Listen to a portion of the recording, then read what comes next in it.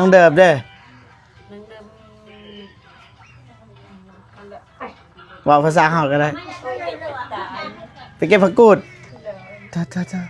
พูดได้อยู่ไหนเก็บอยู่ห้วยใดน้องไหมไว้ดีกองไว้เอาคือปกหน้าปกตาอายน้ำมัน200,000เนาะน้ำมันเอ็ดสั่งเด้อกดมันถึกอย่ากด2 ล้านน้องเดิมอยู่ไหน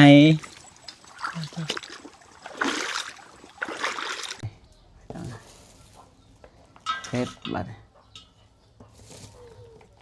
ลินใส่แหน่ปีใหม่บ่ได้ไปลินใส่บ่ได้ไปหดผ้าส่งน้ำผ้าบ่บ่มีรถไปคือกับลูกไปนำเดี๋ยวถ่าย1 2คลิปโอ้ตัวน้องดื่มว่ามีแฟนเป็นคนไทยบ่เนาะคุยไปก่อนแหละแต่รอนะได้ว่าสมองนี้ใช่ผิดสันเชื่องูขายว่กะไอเมฆกะรอของแบบไอเมฆแบบอายเลยอายนี่อายไอเจ็บก็คือการรอของไอเจ็บเราเป็นคนละแบบ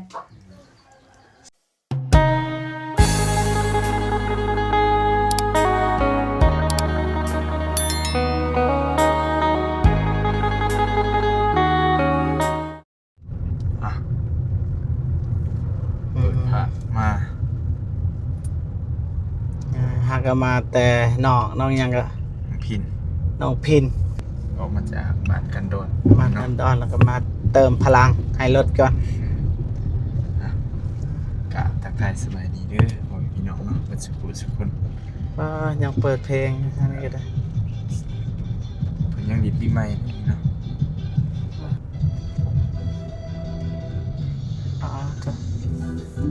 สลองอยู่มันเติมน้ำมันบอกว่าเจ็บมามันก่อนเอ็ดสั่ง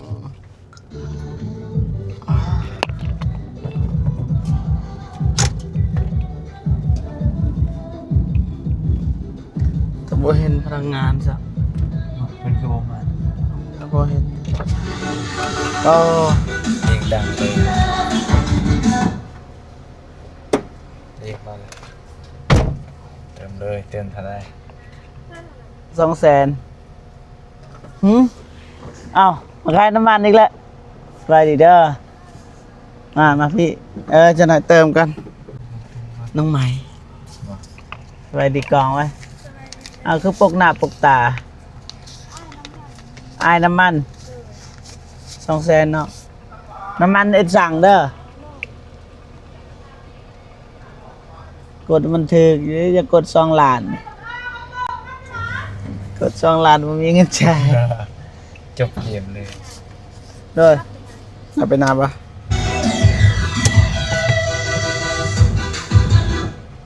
สั่งเป็นสั่งได้น้องใหม่เลย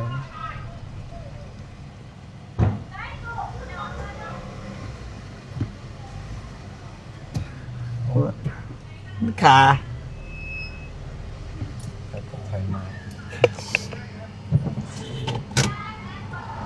วันนี้น้องไม้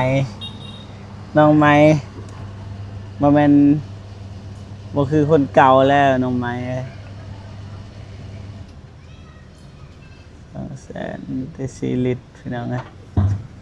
200,000แต่4 ลิตรแต่ก่อนเนี่ย200,000สิล้อเดี๋ยวแล้วมันแพงจังเลยอันนั้นเนาะจะเฮ็ดเรียกคนเดียวบ่น้องน้อยบ่ได้เฮ็ดนำบ่น้องน้อยแล้วเฮ็ดเรียงยังก็รับจ้างคือกันเดือนเท่าไรเลยเฮ็ดเรียกอยู่นี่น้องฮะเอาขึ้นลงเลยขาดลายมือมันก็เลยลง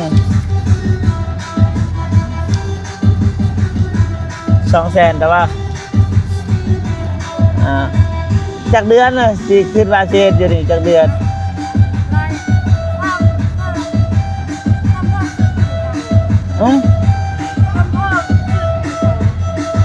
ซัมพ่อซื้อข้าวสารกินทำงานโอเคเข้าใจได้เนาะด้วยบ่ได้ติดลิขสิทธิ์สลองปีใหม่อยู่ เจ้าของปั๊มน้ำมันบ่ตีแล้วสลองจากมือก็ได้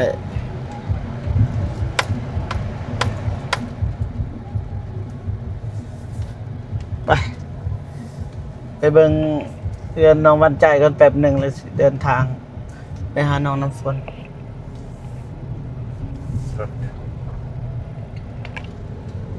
เอายังกดอยู่เนาะ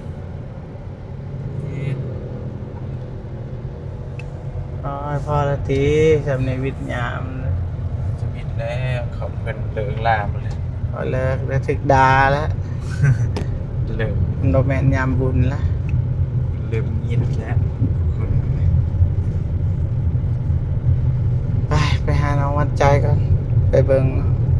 ฮอดไซด์เลยกันไอ้สร้างเพิ่นมาบ่ประมาณน้อยหนึงใช้เวลาจาก5 นาทีใช่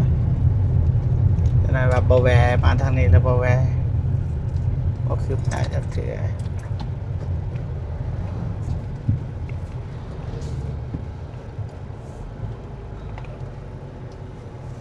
โอ้น้องหวานใจนั่งอยู่นะ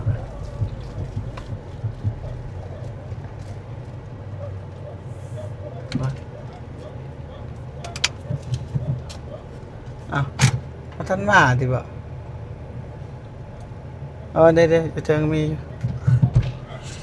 ไปลง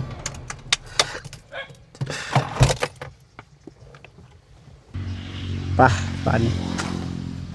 ไอ้สร้างไม่ได้มาบ่ไอ้บางไอ้น้อยเพิ่นว่าจังใดบ่ได้โทรหาบ่สบายดีเด้อ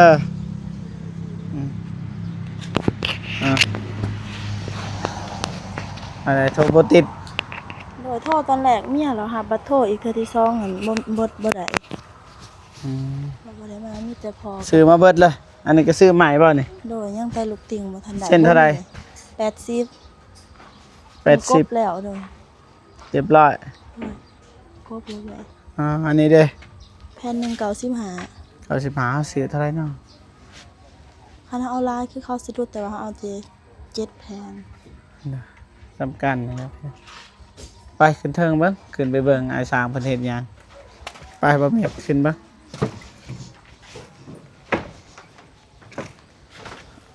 พบแม่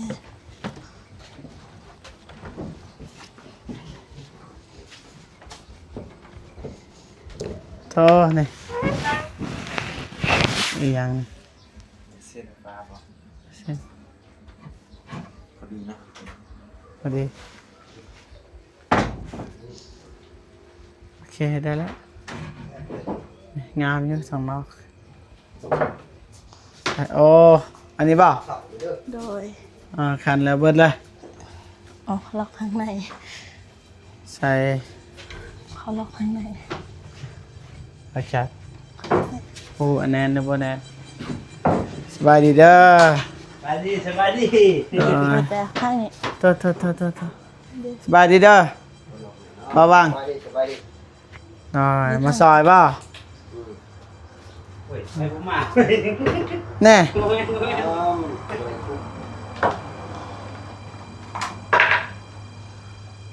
บ่ได้เสียบ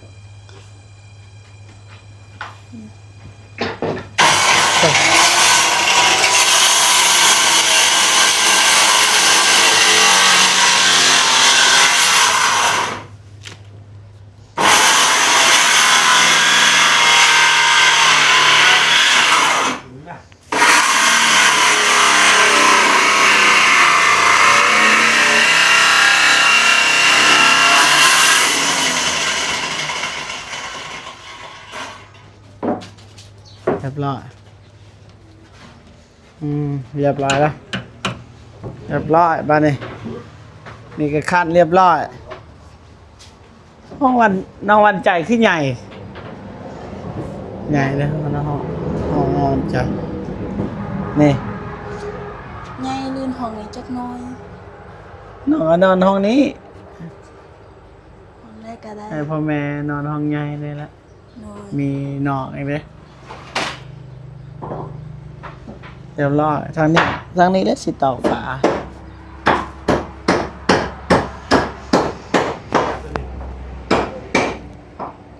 หักแล้ว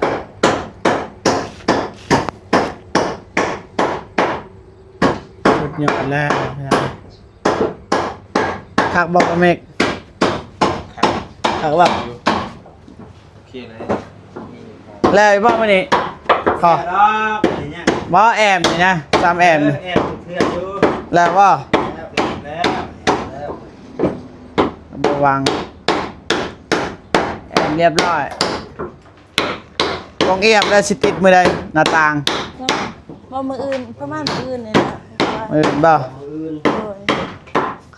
คันห้องแล้ว โอเค บ่ชอบผ่านห้า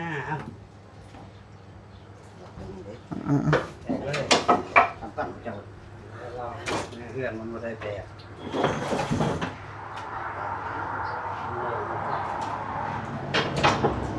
เฮ็ดได้สร้างเฮ็ดได้เฮ็ดงามๆได้แต่บ่มีเงินเดือนนะเอาเฮ็ด เฮ็ดซอยเรือนี่แหละ แม่นครับ เรียบร้อยทางนี้เฮ็ดมื้อนี้บ่ตัวนี้นี่ แม่นบ่ตัวนี้เฮ็ดแต่ดนแล้ว ตัวได้มื้อนี้ นี่แหละใหม่พอกใหม่ตัวนี้ตองใหม่ตัวนั้นแล้วก็ไปเอาใหม่ไปเอาผลิตแล้วก็ใส่ล็อกยังนี่ติดล็อกติดนี่ หลอกเบิ่งอ๋อใส่นี่ โดย นี่บ่น้องเฮ็ดสิเองนั่นนี่ แม่เพราะว่าถ้าน้องสิเอาแบบอันนั้นเขาเอิ้นมันยันมันบ่ทนนี่ก็เลยว่าเอาใส่เป็นล็อกนี่มันสิทนกว่า ครับบ่เจ็บเนี่ยพ่นหลอกอันนี้แล้วก็หลอกอันนี้ปกติบ่เจ็บซื้อมันล็อกใหญ่นะให้น้องเดินน้องหานเนี่ยล็อกใหญ่เบิดให้มันแน่นเลยแต่ก็บ่เป็นหยังนอนสมัครเป็นได้ก็ซื้อแบบนั้นเนาะ เป็นยังเลยมันก็ได้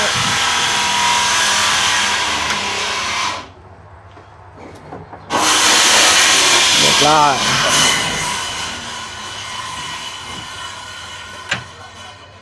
เรียบร้อยเรียบร้อยร้อยเรียบ ดีเป๊ะ เป๊ะ ตะเจงค่ะ ตามสั่งแล้วจากหาดเฮ็ดให้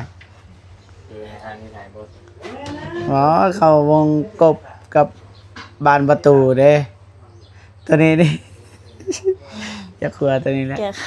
เองรัดเองอะกะแต่ว่าก็ ได้แล้วโอเคแล้ว โอเคได้แล้ว แต่ถ้าเฮียนมันแน่นนี่จะเป็นเฮานี่เชิญเฮายิงเอาตัวนี้ปูนเปะแล้วก็ทาสีเกลือบ่เฮ็ดหยัง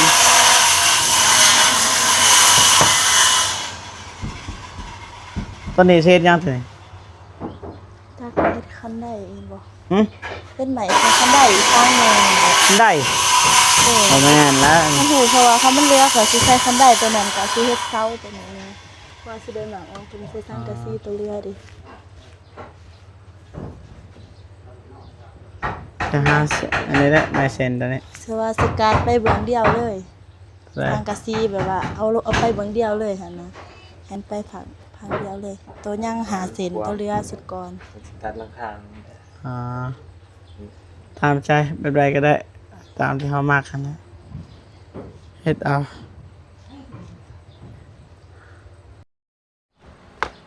ทางนั้นมันทันมากเนาะ ด้วย ประมาณนี้แหละเงินซานนะพี่น้องนะอย่างแต่วันใดนี้เงินก็น่าสิพอแล้วน่าสิเหลือแล้วตามเบอร์ตามเอาจิบขึ้นว่า ว่า หายหมอก ยัง เลย ยังบ่ทันได้ซื้อดินบล็อก เพราะว่าอยู่นี่เบิดบ่มีเขาบ่ได้เฮ็ดพุ่นน่ะสิไปเอาอยู่ลุมบอลอันนั้นเลยบอล ไหน ไป เขา ให มาส่งก็ได้ หรือว่าไปเอาก็ได้ ไปเอาเพราะว่าเอาบ่ได้เขาบ่มาส่งให้ถามแล้ววันเสาร์ แล้วใส่ตอกไปหั่นแหละ เออ ตอกไป อีกแถม เฮ็ดอะไรมันสบาย ลูกติ่ง นะ ก็บ่มีเท่าจุนหล่า นั่นได้ ลูกติ่งบ่มีเท่าจุนหล่าตัวสิใส่คันใดบ่พอบ่มีอยู่ ลู จุ ก นหล่า ติงว่า โดย นี่ลูกติงแต่งนะแบบเก่านี่บ่ต้องมีลูกติง แต่ถ้ามีจุนหล่าวันเสาร์อยู่ใส่ก็บ่มีวันใดก็บ่ ถ้าแต่งนั่นแหละ หา อายสิวางแล้วอายซื้อไปฝากเฮ็ดตัวใดสำคัญก่อนทางในมันแล้วซะไปแต่จังสั่นเด้อน้องเด้อ โดย เฮ็ดเบิ่งนำกันเฮ็ดนำกันเพราะว่า ทางอายกับมันจะเบิ่งจังซี่แหละบ่จักสิติบ่จักสิอันนั้นแหละมันแต่ว่ามักแบบใดก็ให้เฮ็ดแบบนั้น โดย บ่แม่นว่าทิมปะใด โดย ประมาณนั้นเพราะว่าน้องมักแบบใดเฮ็ดแบบนั้น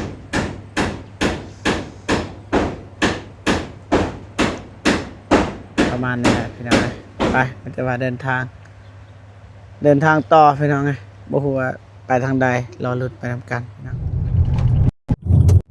มาพี่น้องเอ้ยไปหาน้องเดิมอีกพี่น้อง3เทื่อแล้วนับแต่ปีใหม่บ่เจอ มาเป็นบริษัทอีกวันนี้ ว่าบ่ได้นัดมา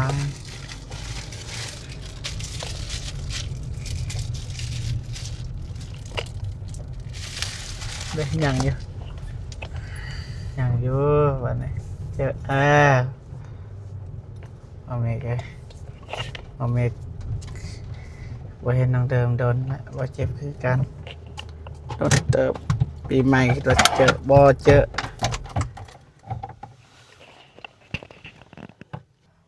ไอ้น้อยมาสองมาไพ่แล้วอะไอ้น้อยไปว่าเมกลงมา ไปทำข่าวน้องเดิม ไป หลังจากปีใหม่ เพราะว่ามาหาช่วงปีใหม่พอจักมื้อ อ๋อเด็กหน่อยยังไง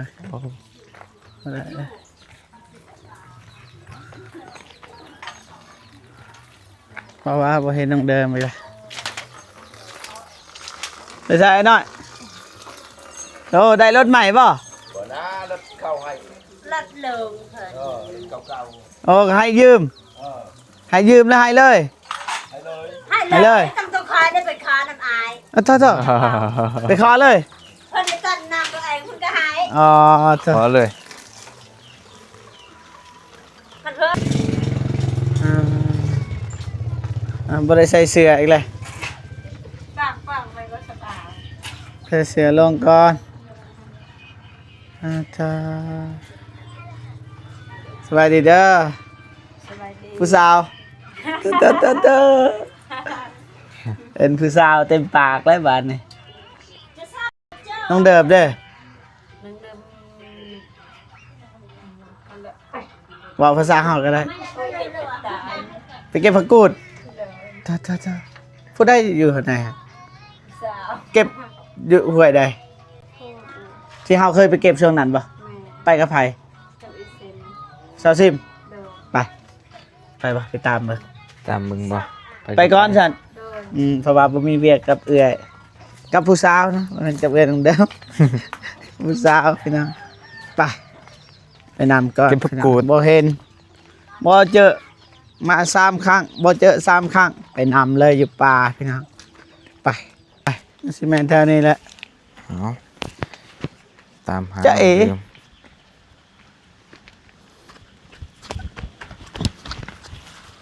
บ่มี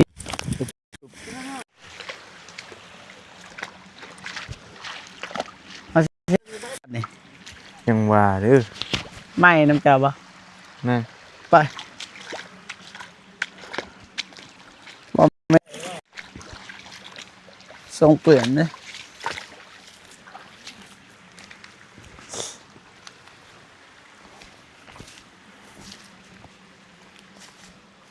ไปกับน้องซิมพี่น้องเอ้ยไปแบบบรินัดหมายเลยไปเลย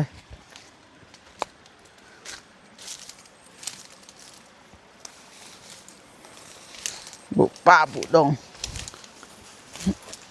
ตามหาน้องเดิมกับน้องซิม ทางได้ หืม มีลุมสิวะ มันบ่มีทางนี้กับทางนั้นมันบ่มีก็เอื้อยน้องเดิมตัวบาทนี่ ว่า บ่เห็น ที่ ในช่วงนั้นเก็บเห็ดนี่เด้อพี่น้อง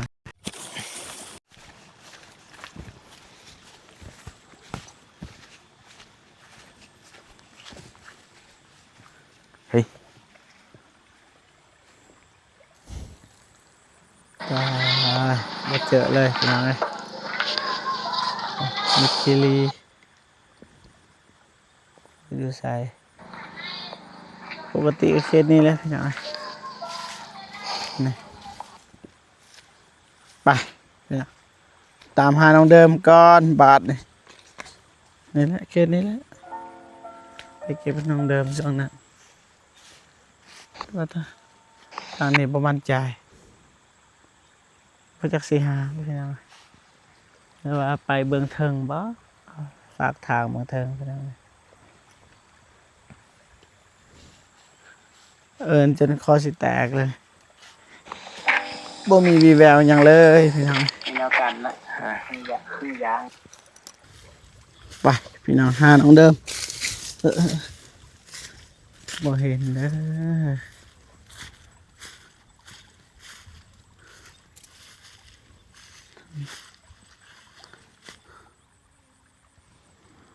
บ่เห็นพี่น้องไป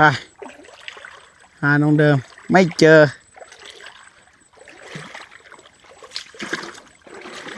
ถ้าน้องบ่เห็นก็เถอะ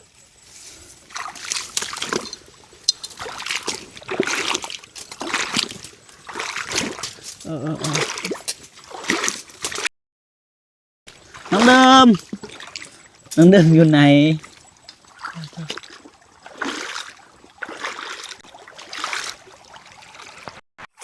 อ๋อคักๆนะ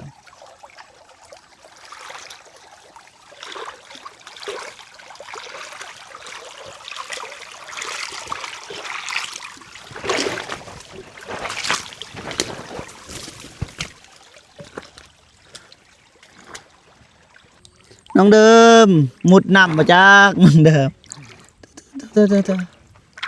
น้องเดิมมุดน้ำมุดหาพริกแผ่นดินหาแล้วน้องเดิมเอ้ยเจ้าซิริอยู่ไสฮะนำหาเลยเถอะน้องเดิมอยู่ไสน้องเดิม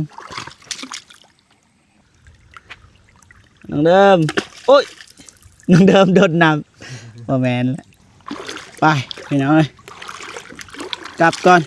ไปหาเบิ่งเทิงก่อนพี่น้องเอ้ยจะได้เดินทางกลับไปหาน้องเดิมเบิ่งเทิงอีกพี่น้องทางนี้บ่เห็นแล้ว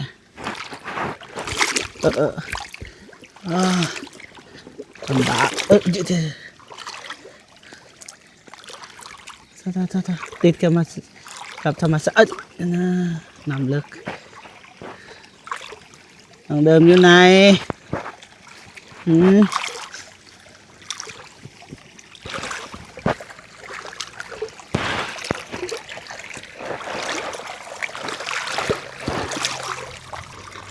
น้องเดิมหลีอยู่ป่าเลยพี่น้องไปหาเลยไปเมื่อเลยพี่น้อง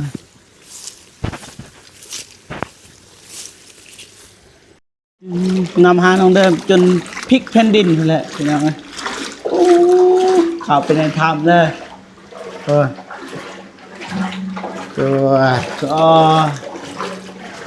อาจจะอยู่เบางเทิง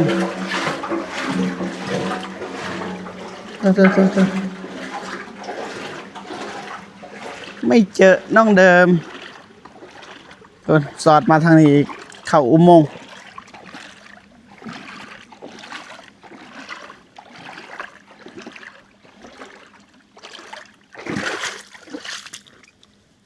ไปน้องเลยน้องเดิม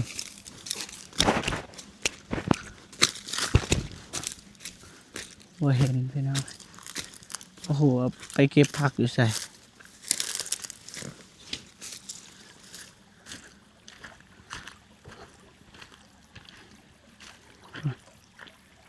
มิดซิลีอยู่นะก็ไปพี่น้องหาน้องเดิมเลยโอ้โหสิหาอยู่ใส่บัด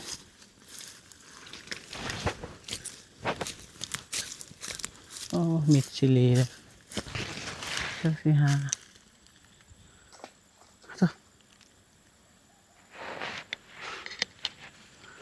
บ่เห็นแล้วพี่น้องไปจักสิไปหาแล้วว้ามิดซิลีพี่น้องเอ้ยจะว่าสิเดินทางกลับไปทำเอื้ออีกพี่น้องเอ้ยบ่เห็นเจ้าก็มีแต่ว่าสิหยุดคลิปก่อนพี่น้องเอ้ยบ่เห็นได้สิได้แต่ว่าหยุดคลิปก่อนนะเจอกันไปหาบ่เมฆก่อนพี่น้องไปวันนี้ตามหาต่อให้ลูกของน้องซิมนำทางหรือว่าเป็นไก่พี่น้องไปบุกป่าแล้วชื่อว่าป่าบ่แมนพ่อคักกันโอ้โหเป็นหมู่บ้านอะไรจังใดบ้านเรือนเขาสะอาดมันจะเก่าแก่ใน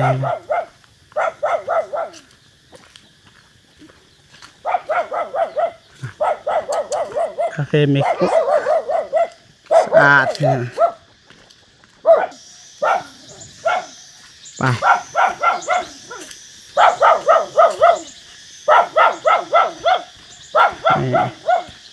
ลูกน้องซิมพาไป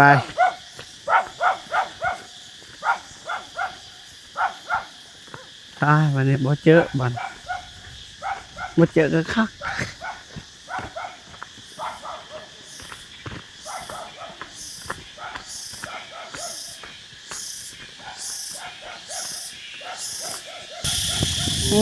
กลัวเลี้ยงคนเพื่อนอ๋อใช่บันโทษมาบอกเมฆมา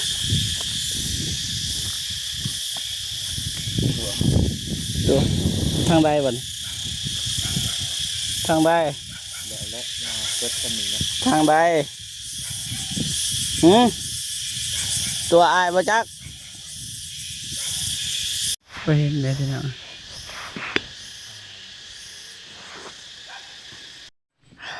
ไปเดี๋ยวเนาะย่างเลาะหาจนเมื่อย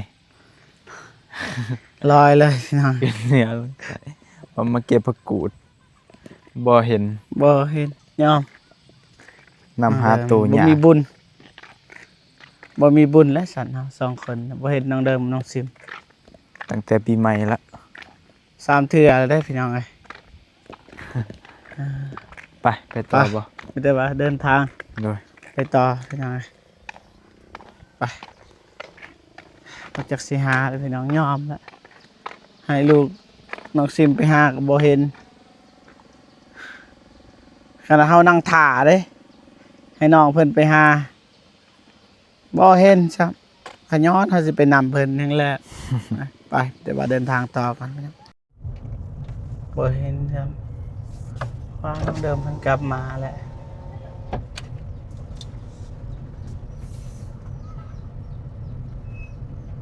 บ่เห็นน้องเดิมแวะน้องเดิมบ่เด้งอ้าว มาพี่บ่ แหมตัวเด็กไงอะไร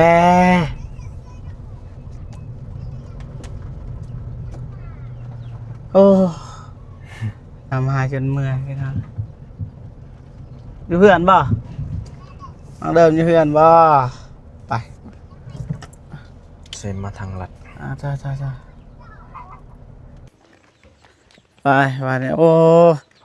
ตามหาพริกแผ่นดินยังไม่เจอ มาเฮือนจ้อย มันมาเจอเขาว่าอยู่เฮือนจ้า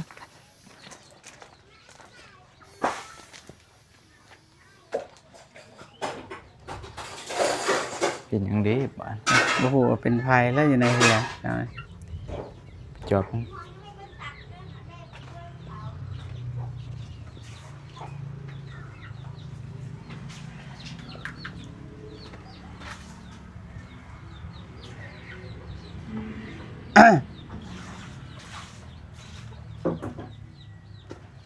สบายดี สบายดีเด้อ โดยป้า ส ทุ บายดีเด้อไอ้เจ็บสบายดีเด้อพ่อแม่พี่น้องพี่ใหญ่ใจบุญทุกท่านสบายดี FC ทั้งไทยทั้งลาวต่างประเทศหรือในบ้านก็ขอสบายดีและสวัสดีเบิดคนเด้อ เมื่อยป่ะ ป้าคือได้หลาย เมื่อยป่ะน้องเดิมเท่า โอ้ เมื่อยป่ะ หอย ไอ้น้ำหากับเมื่อยคือกันท่าขออนุญาตขึ้นเด้อ เขิน ท่าไปหาอยู่ไสบ่เห็นสั่งน้องเดิม อยู่น้ำโดน หือ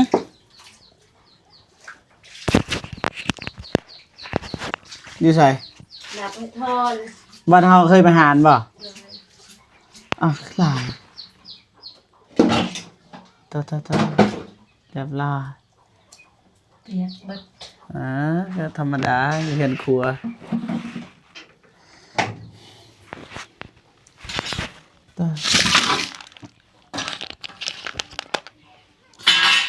หอยปลากวง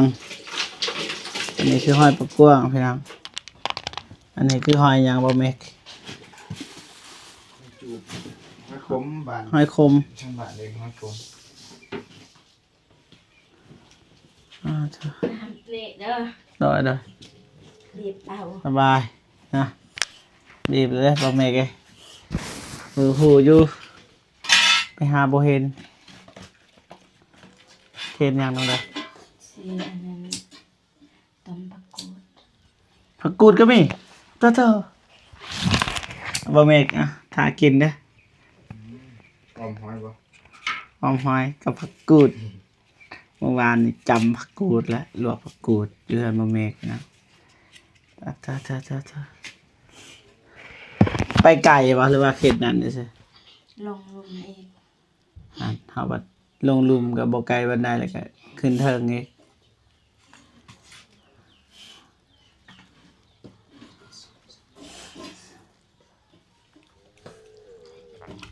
หากินแบบธรรมศาสตร์แต่เมื่อวานก็ได้เว้าอยู่เมื่อวานนี่ไปเก็บผักกูดนะส่วนบ่เตียง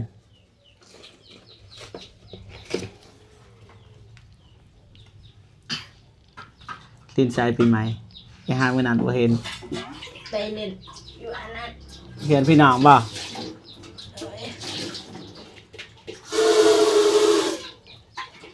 ไปเล่นเรือนโมเอ้ย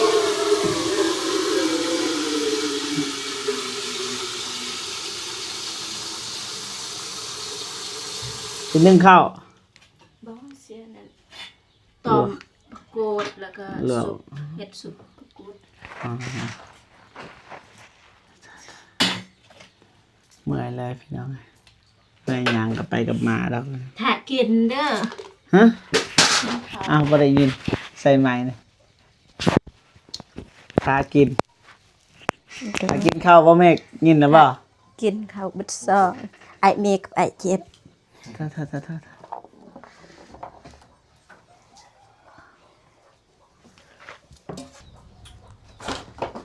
นี่พี่น้องเฮ็ดบัดลินใส่แหนบพี่ไม้ บ่ได้ไปเล่น บ่ ไส ได้ไปหดผ้าไปส่งน้ำผ้าบ่ บ่มีรถไป ต่อโอเมกเลยรถเฮาวางได้มื้อนั้นวันที่จริงแล้วน้องเดิมเราขี่รถบ่ได้หืม ขี้ได้บ่น้องเด้อ ได้ยาก เมาบ่ เมารถ หมอรถ ขี่รถไงสิ เจ้า ปัด หูละลอยส่วนลอยนี่ทางส่วนน้องเดิมนี่น้องเดิมบ่ไปน้องส่วนน้องฮานน้องสลีนี่ไป เบิ่งเด้อปัด โดย กวดก่อน ปัดเลยปัดเลยตามหาจนพลิกแผ่นดิน น้องมาบ่เห็น เห็นอยู่ว่ารถ เห็นแต่รถซื้อ เห็นแต่รถ ๆโดยซิมก็บอกว่าบ่มีไผ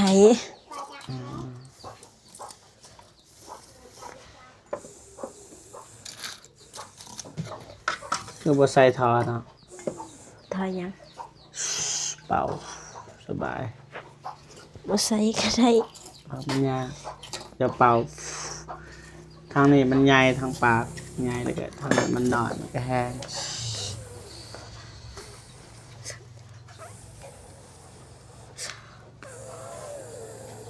ลาเต้เบิ่งเงิน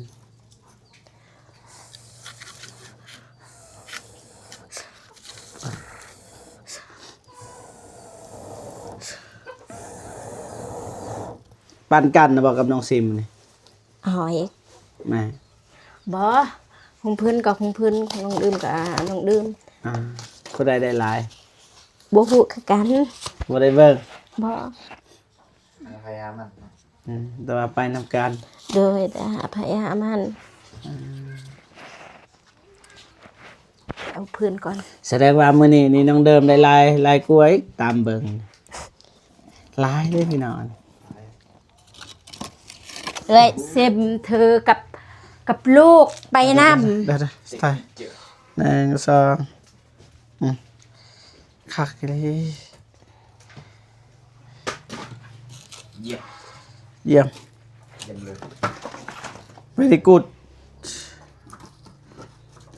จับ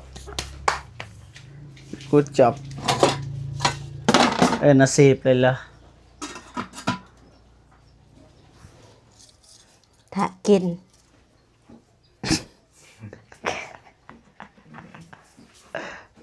ขาดป่ะโอเมก จะมาได้เป็นทางไปต่อ ถ้าบ่ว่างมื้อหน้าก็ได้ มื้อหน้าบ่มีหอย ไปหาอีก มาอีกว่าอย่างนี้แต่ว่ายันบ่ทันยันบ่ทันสิเข้าไปหาน้องน้ำฝนนี่อันนี้มันอยากมืดเลยเด้จักโมงแล้วนี่น้องเดิม บ่ฮู้คือกัน จักโมงแล้วบ่แม่ มื้อใดว่างก็มื้อนั้นก็ได้ ไม่ได้วาง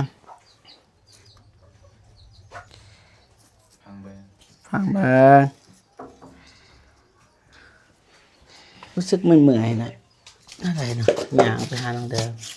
ไปใส่ละตังอันหนึงให้ไอ้เมก ไป ไปหาก่อน นี่บ่แม่กนั่งบัดนี้เป็นภาระอีกแล้วบ่มีนะฝากเราต่อพี่น้องเยี่ยมยาม บ่เป็นหยังเยี่ยมมายามก็ดีใจฝนก็บ่ยอมตกอีหลี อ้าวบ่ตกบ่ทางนี้ บ่ว่าฝนบ่ยอมตก บ่ตกบ่ทางนี้ บ่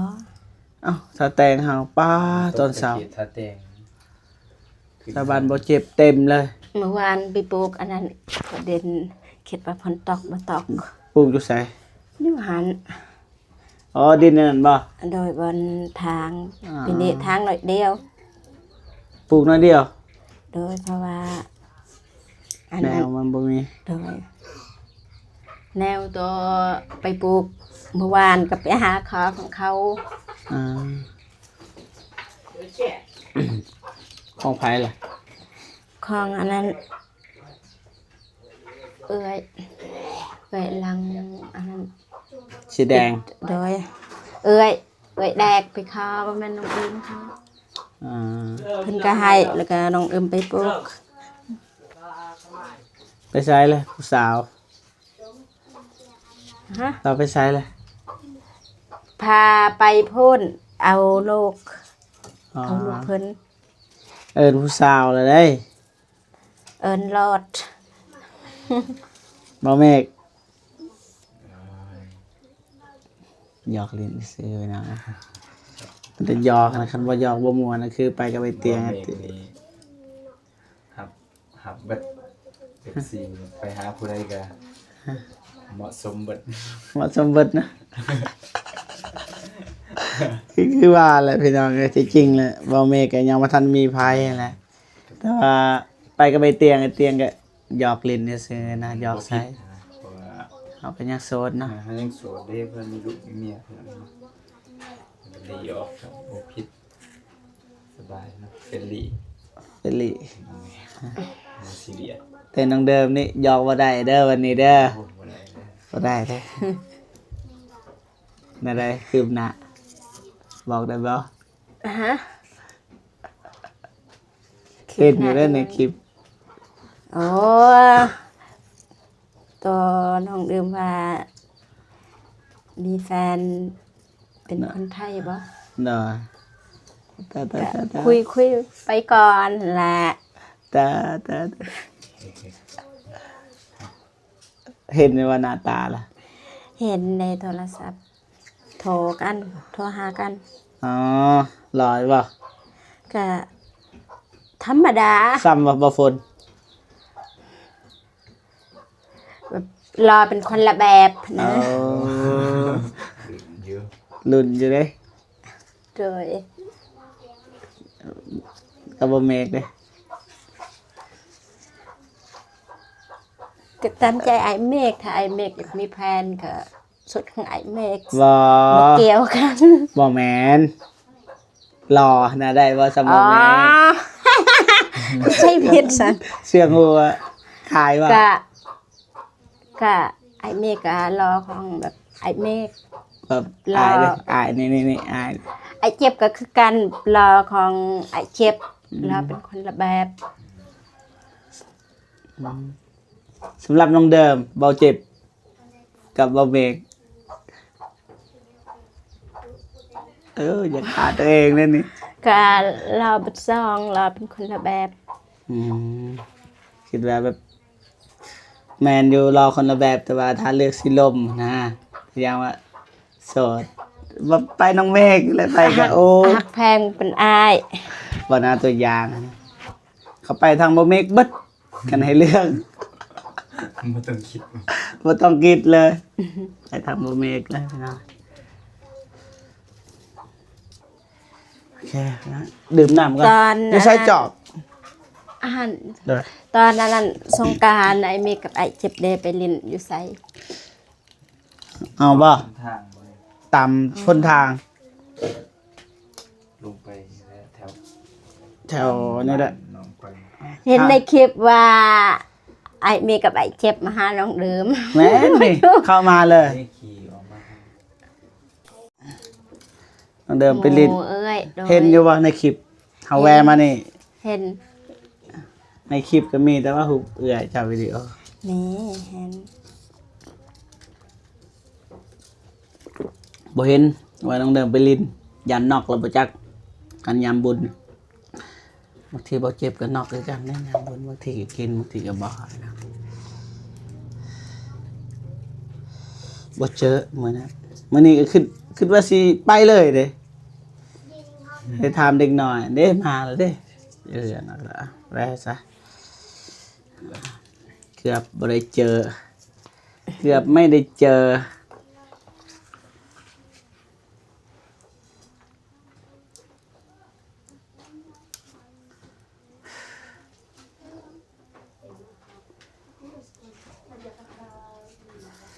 อายุประมาณจักปีเนาะ ไผไอ้เจ็บเดอยู่จักเปย 30 29 30เลยท้าลืมมันเกิดตัวเองบ่เมกเลย ผ่านไปซื่อ ท้า อันนี้บ่ วันที่5วันที่5เดือน5อ๋อในเดือน4ตกใจวันที่5เดือน5พุ่นแหละ30 ปีอย่าลืมไปอวยพรนะ โดย บอกก็ส่งข้อความอวยพรอ้ายสุขสันต์วันเกิดเด้อขอให้สุขภาพแข็งแรงเห็นบ่ โดย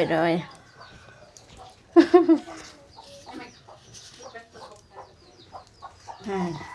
โดยมา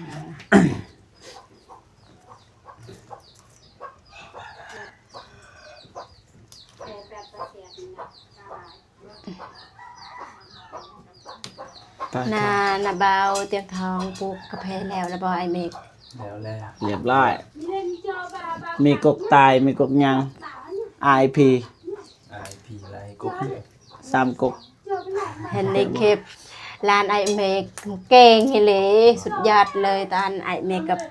ร้านไอเมกไปเบิ้งสวนกาแฟนะบ่าว แม่นบ่ เก่งถามเก่ง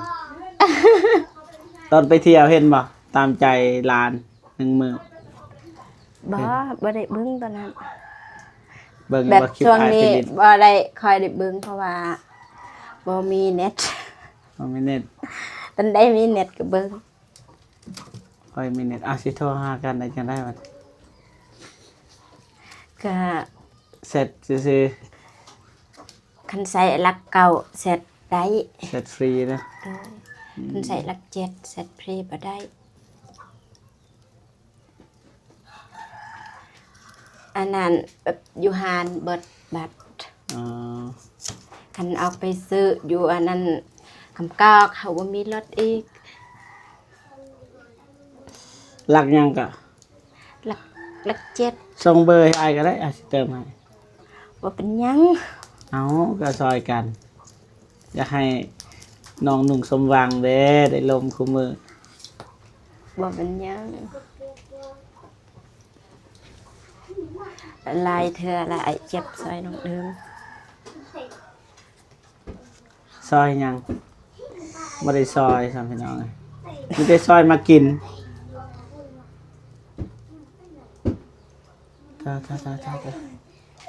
ไปให้วันนี้ ใครกับลูกแห้ง ได้แต่จูไอซิกาเพิ่นเด้อบัดนี้เด้อ โดยเดินทางปลอดภัยเด้อไอ ได้ เจ็บกับ ได้ ไอเมฆ โดย ไปใส่มาใส่ก็คอยไปฮอตชดถึงอันนี้คนหักคนหอมเด้อสา ได้ ธุ อวยพรให้เบาเมกมีแฟนแหน่ จังใดก็ขอให้ไอเมฆมีแฟนเด้อให้มีแฟนที่ดีเจอคนดีๆเข้ามาในชีวิตเด้อขอให้ไอเมฆเจอผู้สาวที่หักไอเมฆอีหลีจากใจ เด้อสาธุ ธุอายเด้อ ไอเจ็บก็คือกันเด้อขอให้เจอผู้หญิงที่ดี เออ หักไอเจ็บอีหลีเด้อสาธุ ไปบัดนี้ขอบคุณหลายๆขอบใจหลายเด้อน้อง ขอบ เด้อ ใจหลายๆเด้อ มื้อหน้าสิมากินน้ำเด้อบัดนี้เด้อ โดย ได้บัดได้มื้อหน้าได้กันบ่ส่งใหม่นี่จะน้อยอีกวาวน้องเห็นนี่ยาเด้อ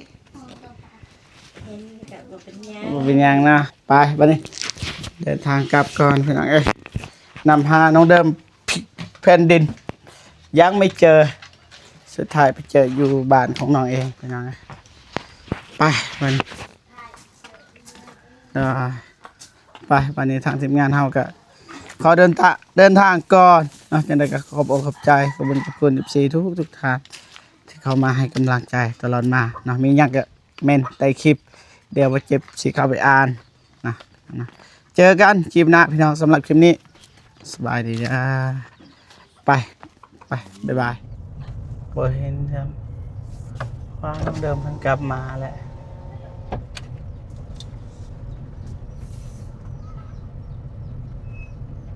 บ่เห็นน้องเดิมแวะน้องเดิมบ่เด้งอ้าว มาพี่บ่ แหมดูเด็กไงอะไร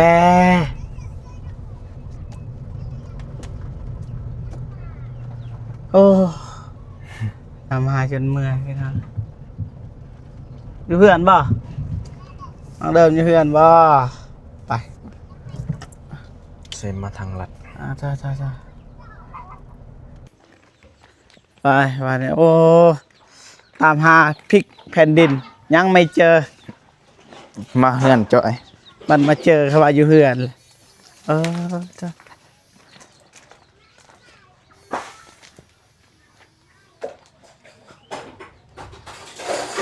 เป็นหยังดีบ้าน โอ้โหเป็นภัยแล้วอยู่ในเฮือนเอา จอบ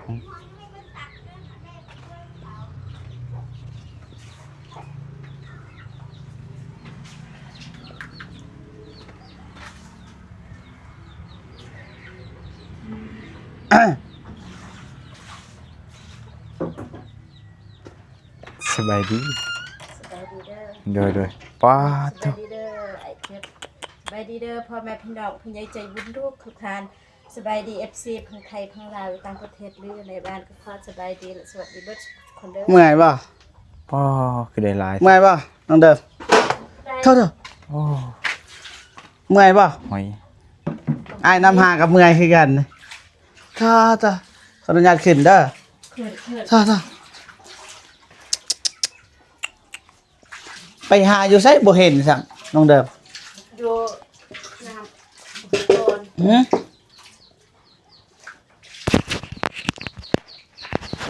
อยู่ไส น้ำทอน บ้านเฮาเคยไปหารบ่อ่ะหลายตาเรียบร้อย เปียกเบิด ก็ธรรมดาอยู่เห็นครัว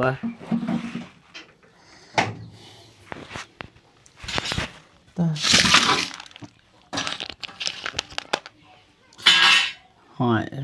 หอยปักกวง อันนี้คือหอยปักกวงพี่น้องอันนี้คือหอยยางบะเมก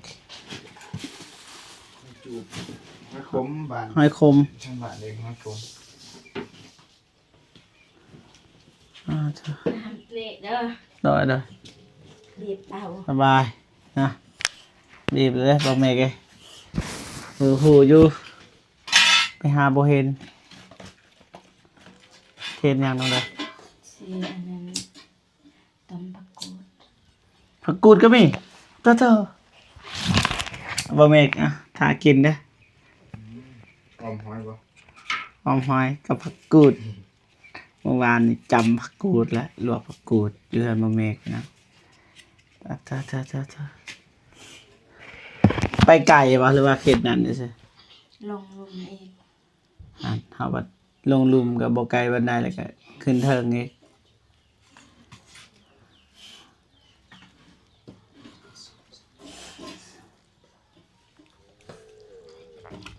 หากินแบบธรรมศาสตร์แต่เมื่อวานก็ได้เว้าอยู่เมื่อวานนี่ไปเก็บผักกูดนะสวนบ่เตียง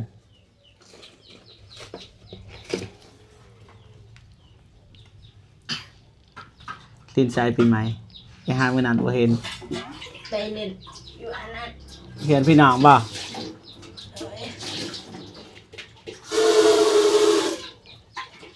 ไปเล่นเรื่องโมเอ้ย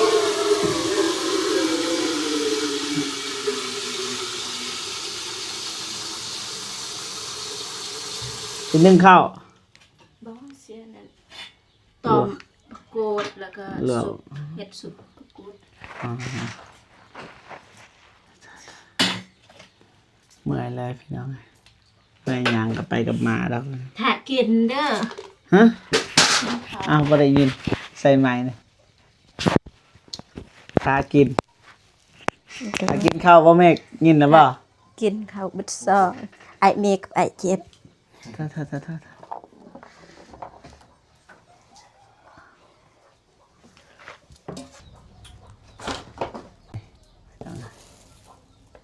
เฮ็ดบัดลินใส่แหน่ปีใหม่ บ่ได้ไปเลิน บ่ ใส่ ได้ไปหดผ้าไปส่งน้ำผ้าบ่ บ่มีรถไป ต่บ่แม่เอ้ยรถเฮาวางได้มื้อนั้นวันที่จริงแล้วน้องเดิมเราขี่รถบ่ได้ โอ้ หึ ขี้ได้บ่น้องเด้อ ได้ยาก เมาบ่ เมารถ หมอรถ ขี่รถไง เจ้าหูละลอยส่วนลอยนี่ทำส่วนน้องเดิมนี่น้องเดิมบ่ไปน้องส่วนน้องฮานน้องสลีนี่ไป เบิ่งเด้อปัด โดย กวดก่อน ปัดเลยตามหาจนพลิกแผ่นดิน น้องมาบ่เห็น เห็นอยู่ว่ารถ เห็นแต่รถซื่อ เห็นแต่รถ ๆโดยซิมก็บอกว่าบ่มีไผ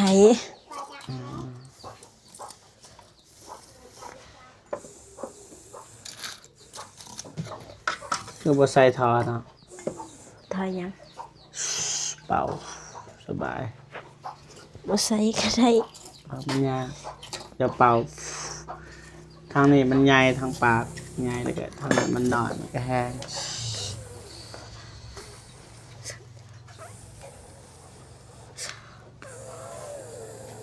ลาเตสบางเงิน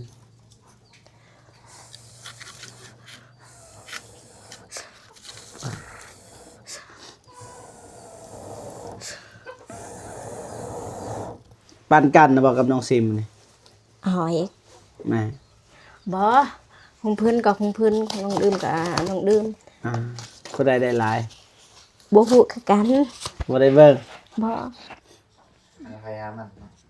แต่ว่าไปนำกัน โดยแต่หาพยามันเอาเพิ่นก่อน แสดงว่ามื้อนี้นี่น้องเดิมได้ลายกล้วยตามเบิ่งลายเลยพี่น้อง เอ้ยเซมเธอกับลูกไปนำ ได้ถ่าย1 2คักเลย เยี่ยม เยี่ยม เยี่ยมเลย very good จับ good job นาซีบเลยเหรอ ถ้ากิน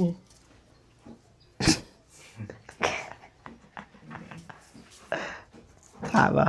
โมเมก จังหวะนี้มีทางไปต่อ ถ้าบ่ว่างมื้อหน้าก็ได้ มื้อหน้าบ่มีหอย ไปหาอีก ไม่อีกว่าอย่างนี้แต่ว่า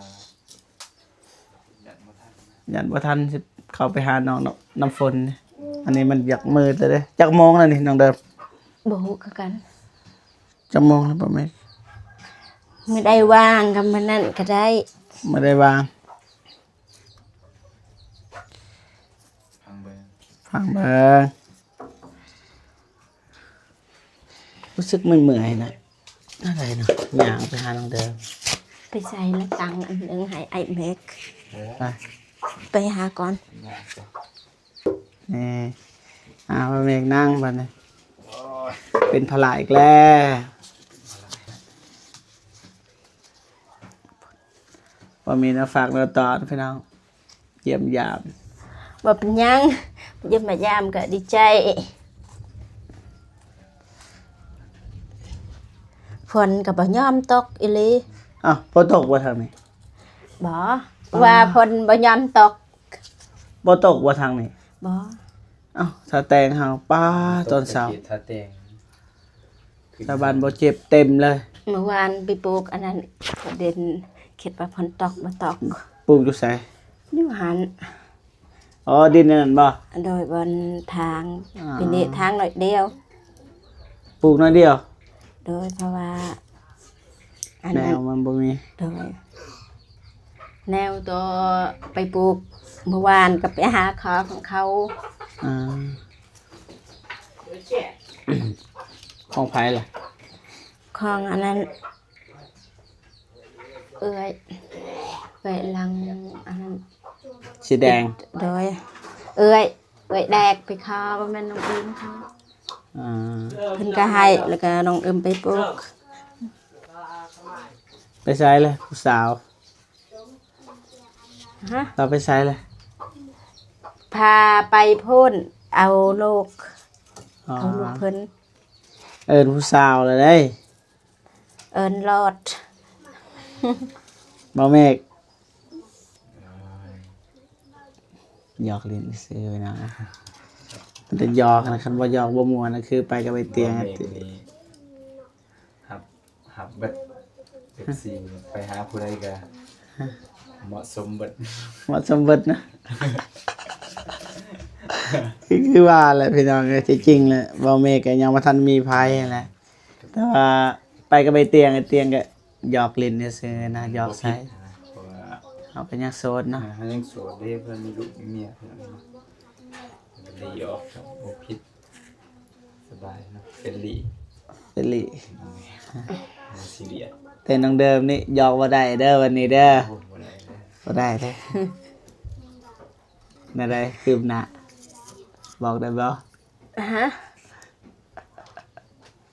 เป็นคลิป โอ้ตัวน้องดื่มว่ามีแฟนเป็นคนไทยบ่ เนาะตา คุยไปก่อนแหละ ตาเห็นในว่าหน้าตาล่ะ เห็นในโทรศัพท์โทรหากัน อ๋อลอยบ่ ก็ธรรมดา ซ้ำว่าบ่ฝน แบบรอเป็นคนละแบบ เอ นะ อ เยอะ ลุ้นอยู่เด้ โดย ก็บ่เมกเด้ ก็ตามใจไอ้เมฆถ้าไอ้เมฆอยากมีแพลนก็สุดของไอ้เมฆ บ่ บ่เกี่ยวกัน บ่แม่นรอนะได้บ่สม อ๋ อ อ แม่ ใช่ผิดสัน เชื่องหัวขายว่า ก็ไอ้เมฆก็รอของแบบไอ้เมฆ แบบ รอ อายเลยอายนี่อาย ไอ้เจ็บก็คือการรอของไอ้เจ็บเราเป็นคนละแบบ สำหรับน้องเดิมเบาเจ็บกับเบาเมกอย่าขาดตัวเองเลยนี่ ก็เราเป็นซองเราเป็นคนละแบบ คิดว่าแบบแมนอยู่รอคนละแบบแต่ว่าถ้าเลือกสิลมนะอย่างว่าโสดว่าไปน้องเมฆแล้วไปก็โอ้ หักแพงเป็นอาย บ่น่าตัวอย่างนะเขาไปทางบ่เมฆเบิดกันให้เลือก ไม่ต้องคิด บ่ต้องคิดเลยไปทางบ่เมฆเลยพี่น้องโอเคนะดื่มน้ำก่อน ตอน ไม่ใช่จอบ อาหาร เด้อ ตอนนั้นสงกรานต์ไอ้เมฆกับไอ้เจ็บเดไปลินอยู่ไส เอาบ่ ทางไป ตามพ้นทาง ลงไปแล้วแถว แถวนี่แหละ น้องไป เห็นในคลิปว่าไอ้เมฆกับไอ้เจ็บมาหาน้องเดิม แม่นนี่เข้ามาเลย ได้ขี่ออกมา ต้องเดินไปลิน โอ้เอ้ยโดย เห็นอยู่ว่าในคลิปเฮาแวร์มานี่ เห็น ในคลิปก็มีแต่ว่าหุบเอื่อยจากวิดีโอ นี่เห็น บ่เห็นว่าต้องเดินไปลินยันนอกแล้วบ่จักกันยามบุญบางทีบ่เจ็บก็นอกด้วยกันในยามบุญบางทีก็กินบางทีก็บ่นะบ่เจอมื้อนั้นมื้อนี้ก็คิดว่าสิไปเลยเด้ได้ถามเด็กน้อยเด้มาแล้วเด้นั่นล่ะแวะซะเกือบบ่ได้เจอเกือบไม่ได้เจอ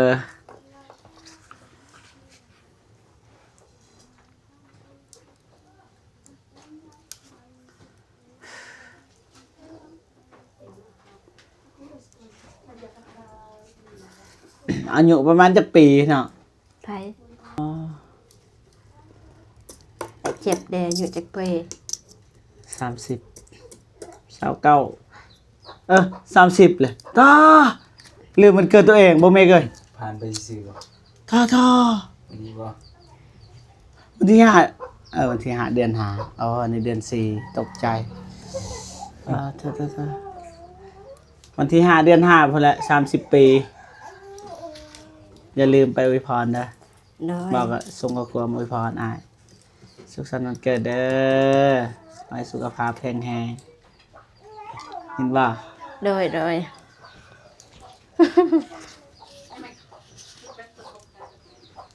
อ่าโดยมา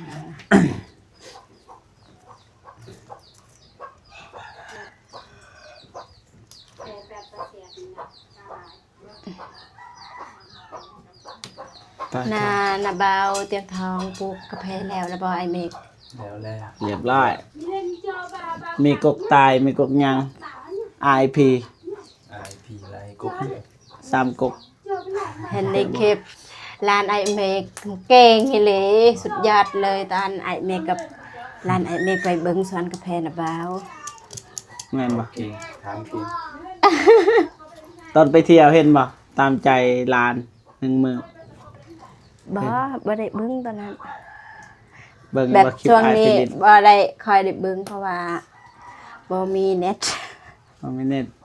มันได้มีเน็ตก็เบิ้ง ค่อยมีเน็ตสิโทรหากันได้จังได๋บัด ก็ เสร็จซื่อ คันใส่หลักเก่าเสร็จได้ ๆเสร็จฟรีนะ โดยคันใส่หลักเจ็ดเสร็จฟรีบ่ได้อันนั้นแบบอยู่หานเบิดบัตร อ๋อ คันเอาไปซื้ออยู่อันนั้นคำก้าเขาว่ามีรถอีก หลักยังก็ หลักเจ็ด ส่งเบอร์ให้อ้ายก็ได้อาจสิเติมให้ ว่าเป็นหยัง เอาก็ซอยกัน อยากให้น้องหนุ่งสมหวังเด้ได้ลมคู่มือ ว่าเป็นหยังลายเธอละไอเจ็บซอยน้องเดิม ซอยยังบ่ได้ซอยซ้ำพี่น้องเลยมีแต่ซอยมากินtaไปให้วันนี้ ไปกับลูกแข้ง ได้แต่จูไอซิกาเปิ้นเนอร์วันนี้เด้อ โดยเดินทางปลอดภัยเด้อไอ ได้ เจ็บกับ ได้ ไอเมฆไปใส่มาใส่ก็คอยไปฮอตชดถึงให้มีคนหักคนหอมเด้อสา ได้ ธุ อวยพรให้เบาเมกมีแฟนแน่ จังใดก็ขอให้ไอเมฆมีแฟนเด้อให้มีแฟนที่ดีเจอคนดีๆเข้ามาในชีวิตเด้อขอให้ไอเมฆเจอผู้สาวที่หักไอเมฆอิลีจากใจ เด้อสาธุ ธุอายเด้อ ไอเจ็บก็คือกันเด้อขอให้เจอผู้หญิงที่ดี เออ หักไอเจ็บอิลีเด้อสาธุ ไปวันนี้ขอบคุณในไลน์ขอบใจหลายเด้อน้อง ขอบ เด้อ ใจหลายๆเด้อ มื้อหน้าสิมากินน้ำเด้อวันนี้เด้อ โดย ได้บัดได้มื้อหน้าได้กันบ่ส่งใหม่นี่จะน้อยอีกวาวน้องเห็นนี่ยาเด้อบ่เป็นหยังนะไปบัดนี้เดินทางกลับก่อนพี่น้องเอ้ยนำพาน้องเดิมพลิกแผ่นดิน ยังไม่เจอสุดท้ายไปเจออยู่บ้านของน้องเองพี่น้องเอ้ยไปวันนี้ไปวันนี้ทางทีมงานเฮาก็ขอเดินทางก่อนเนาะจังได๋ก็ขอบอกขอบใจขอบคุณ14ทุกท่านที่เข้ามาให้กำลังใจตลอดมาเนาะมีหยังก็เม่นใต้คลิป เดี๋ยวว่าเจ็บสิเข้าไปอ่านนะเจอกันคลิปหน้าพี่น้องสำหรับคลิปนี้สบายดีจ้าไปบ๊ายบาย